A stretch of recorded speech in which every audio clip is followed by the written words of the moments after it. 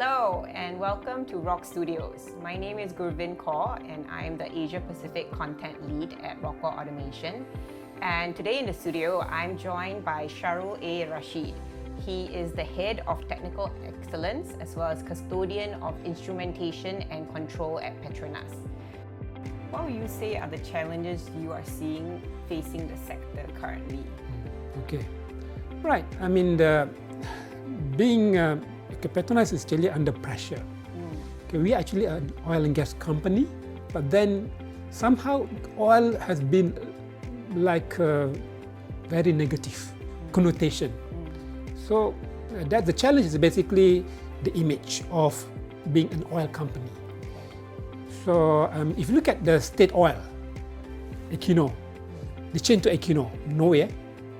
The state oil, they changed to Equinor.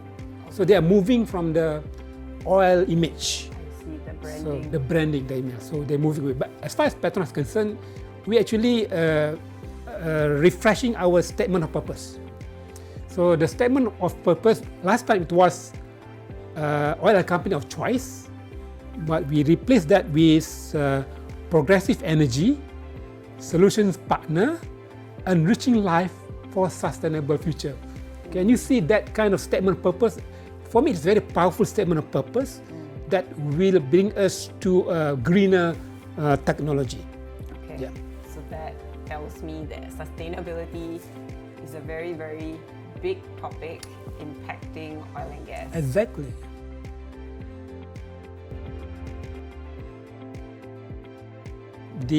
Our president has made a bold statement back in November 2020 that we are going net zero 2050, net zero. But there are things that you need to do up front before we actually reach that. There's a journey.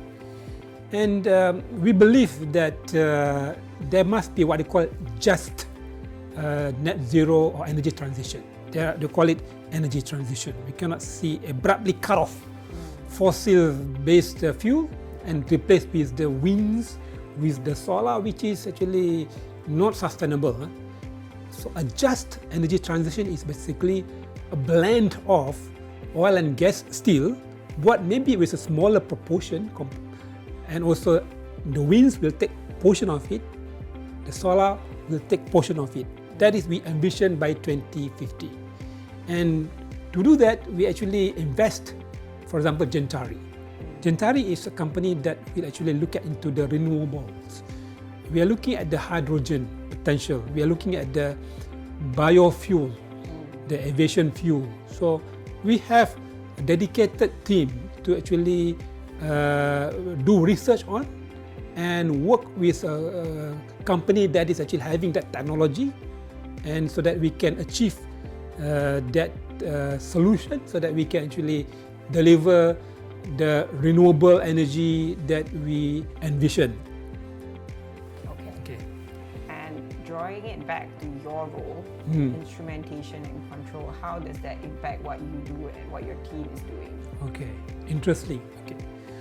Instrumentation control, as a legacy as it is basically a process measurement, pressure, flow level, temperature, and also system.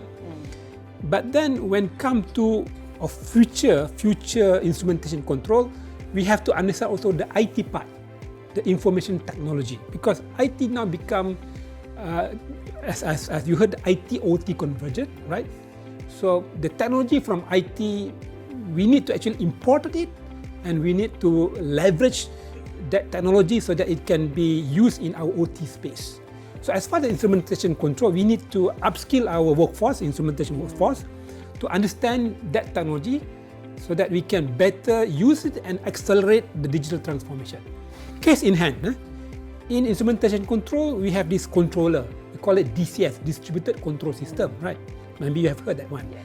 That is critical part that actually to control and monitor the process. Our process is, like for example, to process oil to become refined. We need to process gas to become liquefied. The controller is the brain, and the brain is basically currently is proprietary. And the future technology is that we want to make it open DCS, and to make it open, The technology from IT has to be imported, and we have to understand, for example, the word virtualization, the word orchestration, the word Kubernetes, containerization. Those are the technologies from the IT which is very matured. We need to bring that to the OT space, to instrumentation and control, so that we can accelerate the digital transformation. That's part of my role now. So how far along are you in this project? I'm the co-chair of the certification working group, Open Process Automation Forum, together with Intel. And then there's another group, they call it Business Working Group and Technology Working Group. I'm from the Certification Working Group. I mooted the idea of having a testbed in PETRONAS, in INSTEP, Institute of Technology PETRONAS in Kuala Terengganu. And we have actually commissioned that INSTEP testbed. That testbed is for us to play with the system, and so that we can understand better the system. And we build capability of the OPA, Open Process Automation capability, among our workforce, so that they are familiar with technology, so that when we want to bring the technology to their site, they don't be afraid. They feel very comfortable. They are familiarized with that. That's my job, to make them familiarized with the technology. So a bit of the change management. Exactly. As well. Capability building. Yes. And how will this impact the workforce then? By this Q4, I tell you, ExxonMobil will declare successful commissioning of the first ever DCS Open Process Automation in Baton Rouge, Louisiana, 2,000 DCS points. The impact of that is that will accelerate digital transformation, innovation in the OT space. And then we ask, what's PETRONAS doing? That's what I'm doing now.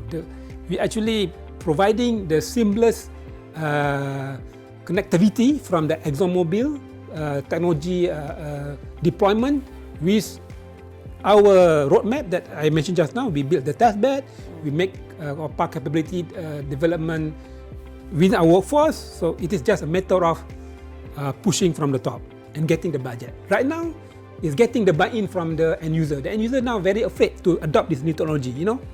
Adopting new technology is a risk. It's like a new thing. It's always there's some resistance, right? Because you don't know how it's going to turn out. Exactly. So I'm trying to reduce the risk.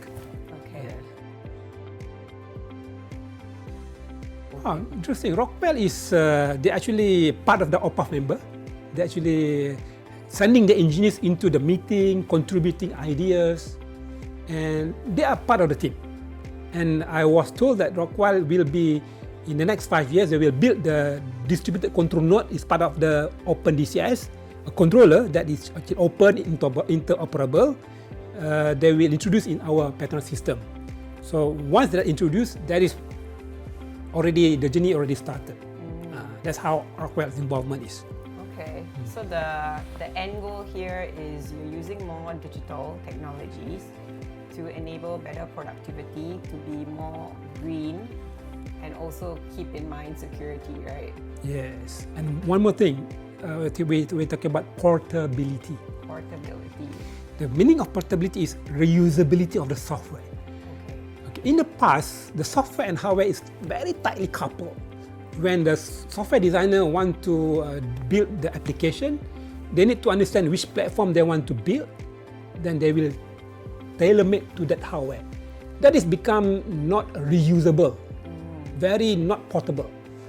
In the future, they don't even think about the hardware. They just prepare the software application. I don't care what hardware I'm gonna deploy into. As long as I build my application, I decouple hardware and software.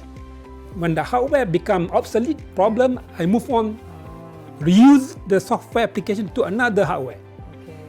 That is sustainable. That is sustainability. Business sustainability. Yeah, exactly. So that will increase the longevity of the software. In the past, now even the software is short term. Is actually the life of the software was depending on the hardware life. No, in the future, no more. How beautiful is that? Yeah. IT technology. A lot of exciting things happening. I'm excited about it. Great. But thank you so much, No Sharul, problem. for joining us. And if you would like to learn more about how we are working together with PETRONAS, you can check out rockwellautomation.com, and to learn about what they are doing, you can head on to their website at PETRONAS. Thank you. Thank you.